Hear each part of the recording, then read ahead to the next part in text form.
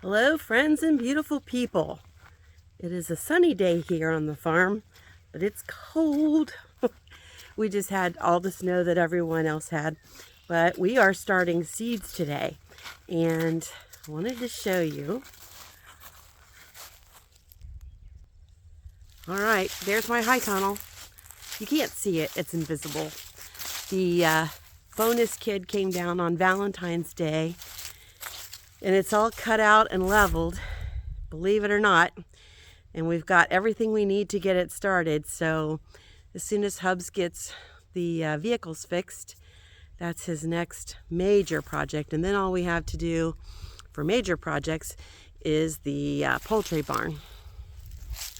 And I don't see Lucky Ducky. She's probably napping because she gets up with the chickens in the morning and fusses at us until she gets fed. And then she naps all day and leaves us begging for mercy. So you always have to have a backup plan. So this is new territory for me. I am actually starting seeds in my basement.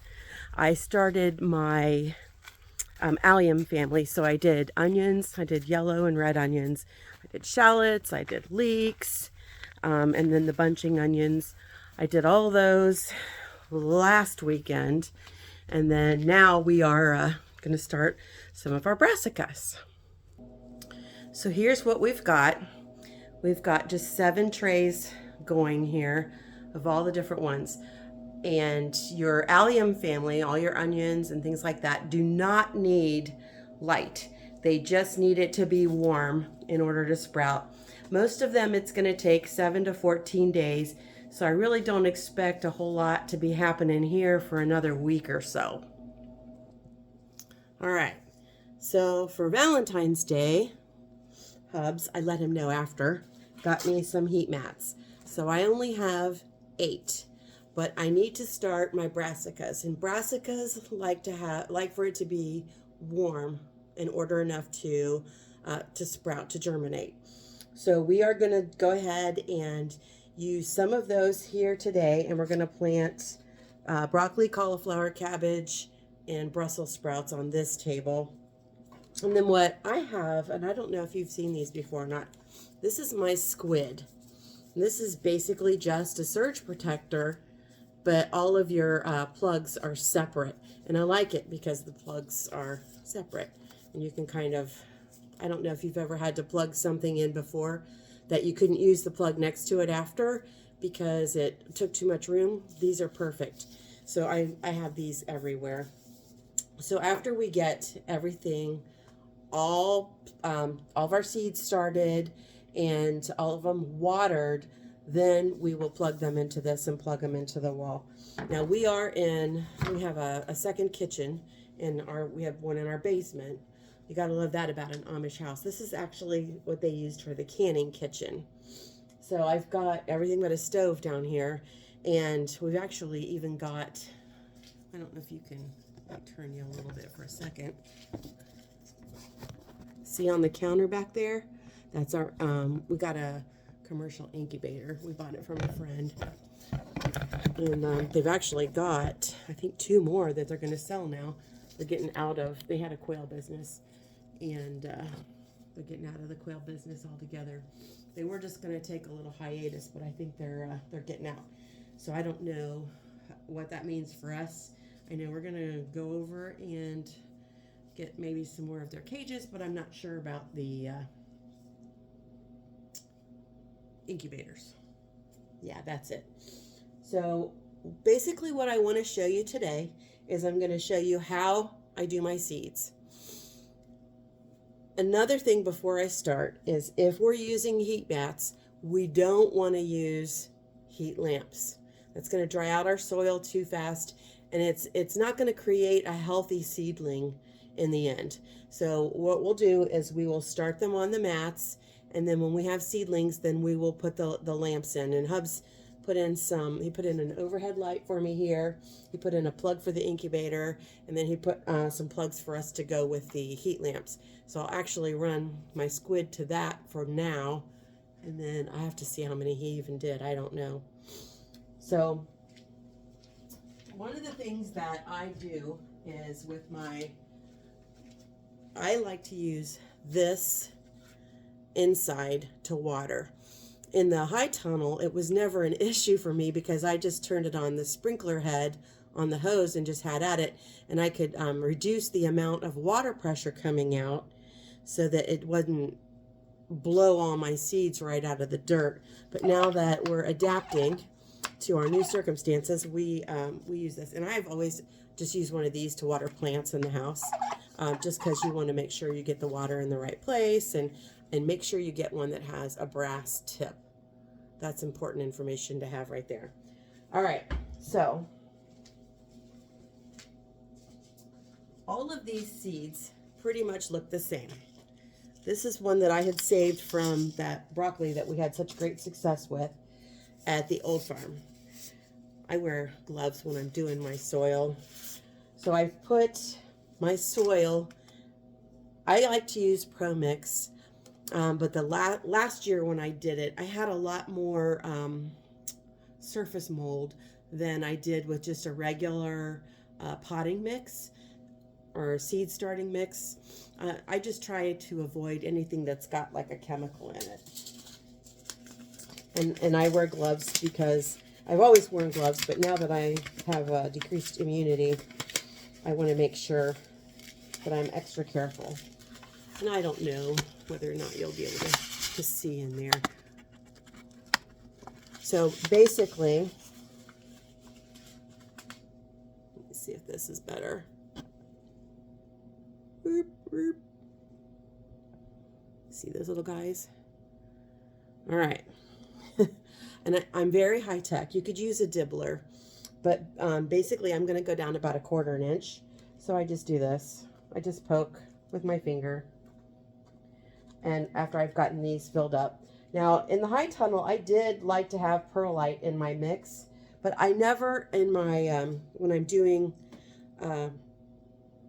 seed starting, I never put, I don't like to have a lot of humus or come on, in my soil, because it makes it so that the soil just, it doesn't hold the water and the water just goes right through. And that, for me, I like, you know, there's places I like to use humus. I definitely love to humus up a bed. Get in there, little booger. For carrots or something like that that likes that loose, loomy soil, but not for seed starting. And if I get too in here, I'm not going to stress about it. I used to try to dig them out so that everything was just perfect, but I don't do that anymore. Life is too short. You can always pull one out, especially if you're saving your own seeds. That was just chaff. There we go. You know, you've got plenty. And I always like to share seeds with friends, so if anybody needs any broccoli seeds, I probably have enough. If it was for us for another, I don't know, 5 years, I do like to save them. I have advanced in the way that I save seeds now. Now I save them in, I'll show you, because actually my seed saving little tote is right here. It's kind of creepy that you're not looking at my face, isn't it? This is what I do now. These are just the little coin envelopes. You see banana peppers 2022, and I just keep them in these little things from the dollar store. I don't have to be high tech, I guess. All right, so then after I put my seeds in here, I just pull the soil back over the little holes, and then I'm just going to water it. And unfortunately, this one's already on the mat.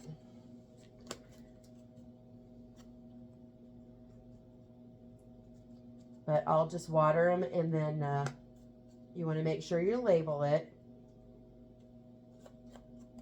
And I just move on to the next one. It's really pretty quick. It doesn't really take that long. And this is broccoli.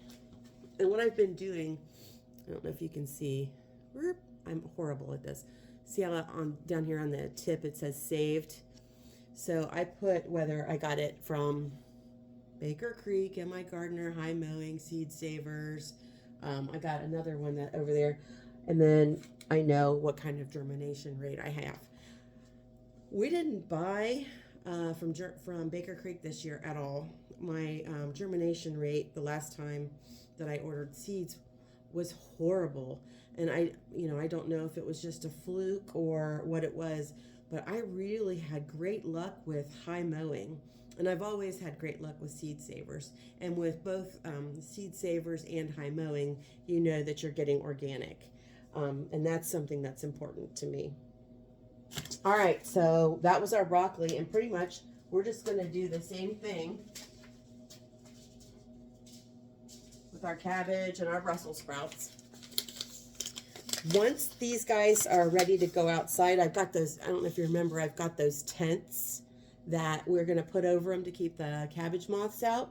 And then we will also, there's a frost one, so I'll put that one on there too, just in case.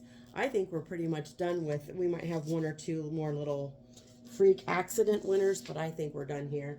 So it's just, and one of the other things here I'm kind of excited about is that we're in a valley and there are no farms as far as big agricultural farms that are going to spray like we had at the other farm. And we're not going to have to worry about our bees. We're not going to have to worry about hopefully that Canadian thistle that, I don't know if you remember, that stuff just got out of control. But we did, there's a lot of things I have to start over this year. I have, I left all my sage. I left my oregano, my thyme, because those were all, and then the same thing with a lot of my stuff in my medicinal garden. That was a bummer, but we blessed somebody else with it. And I can try to have a good attitude about that right now because Hubs blessed him with a lot of stuff. He left all of my birdhouse gourds, which caused for a lively discussion. And he also left a bunch of my flats and pots. And they really didn't have much. It was all they could do to buy the house. But it was their dream to have an organic farm. So when some of the stuff I said it was okay to leave, like the potting table, which I regret now, but it's, you feel like you're doing for somebody else, but then in some ways I don't feel good about some of the stuff that we left. We left him one of our Premier One chargers and the fence, and I don't think he realized that he left them thousands of dollars in free stuff. But hopefully they'll be able to bless their community with it as well. So we're planting a lot. 18, and so I'm a lazy gardener. I don't even try to lie about it. I do not up pot.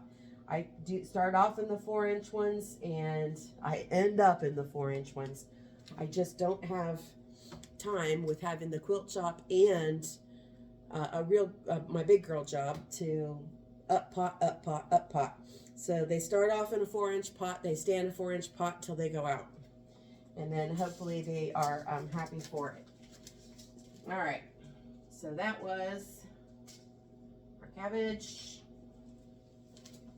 Again, I put on there MI from MI Gardener. And then I'm just going to spray them with this little sprayer. I gotta put some more water in it first. But in the high tunnel, I would dampen the soil, not sloppy wet, but I would dampen it pretty well, and then just put them straight onto the racks along the edges of the high tunnel. But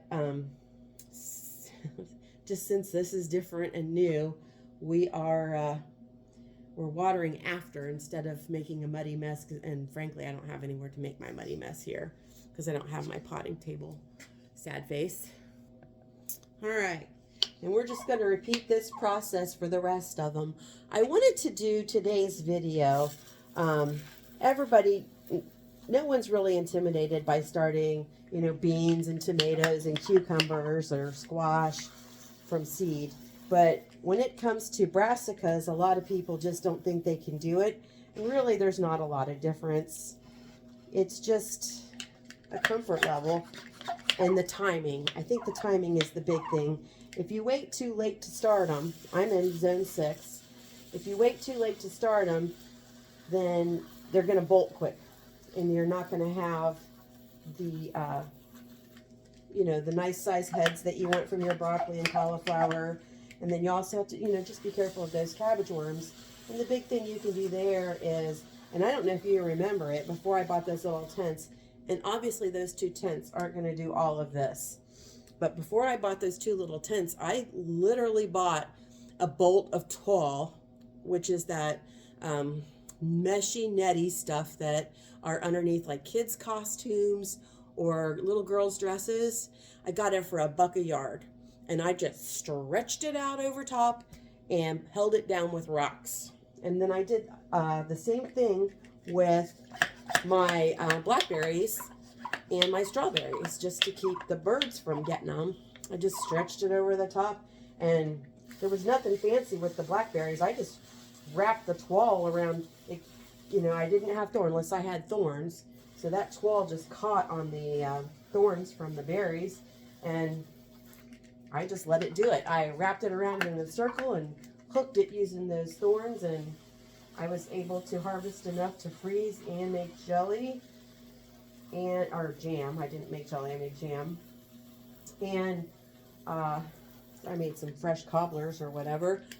And then I froze a bunch. And hopefully this year I'll have enough to make wine too. So friends, don't be discouraged. If you're in zone 6, it's time to get these started, because then we're going to transplant these later and we're going to grow our own food, know where it came from, and it tastes so much better, so much healthier. Till next time, be blessed and be a blessing.